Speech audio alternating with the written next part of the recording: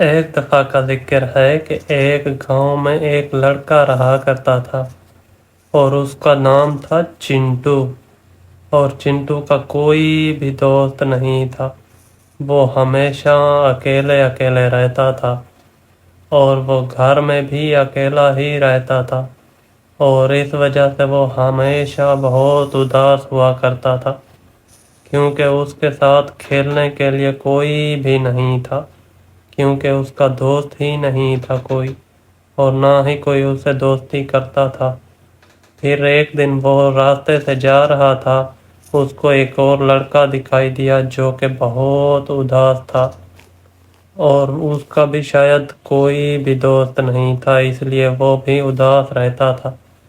پھر دوسرے دن جب وہ جا رہا تھا تو اس کو دوبارہ سے وہی لڑکا دکھائی دیا، اور جب تیسرے دن وہ وہاں سے جا رہا تھا تو چنٹو نے اس لڑکے کو روک دیا اور اس سے پوچھا، اے لڑکے، تم ہر وقت اداس کیوں ہوتے ہو، اور تمہارا نام کیا ہے؟ تو دوسرے لڑکے نے کہا، میرا نام منٹو ہے۔ اور چنٹو سے پوچھا، تمہارا نام کیا ہے؟ چنٹو نے کہا، میرا نام چنٹو ہے۔ اور چنٹو نے اس سے پوچھا کہ تم اداس کیوں ہو؟ اس نے کہا، میرا دوست کوئی نہیں اس لیے اداس ہوتا ہوں۔ تو چنٹو نے کہا کہ ہم دونوں دوستی کر لیتے ہیں، اور وہ دونوں پھر دوست بن گئے اور پارک پہ کھیلنے کے لیے روز اکٹھے جایا کرتے تھے،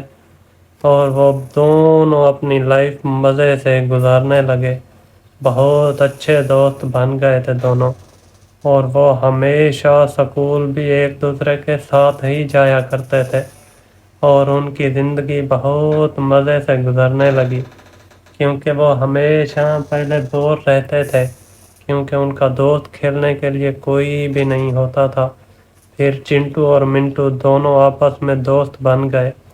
اور وہ روز شام کو کھیلنے کے لیے باہر چلے جاتے تھے، اور جھولے جھولنے کے لیے جھولوں پہ جایا کرتے تھے، اور ایسے ان کی زندگی بہت مزے سے گزرنے لگی، اور وہ ہمیشہ ہمیشہ کے لیے پکے دوست بن گئے اور مزے سے رہنے لگے۔ وہ ایک دوسرے کو خوش رکھنے کے لیے ہمیشہ ہر کوشش کیا کرتے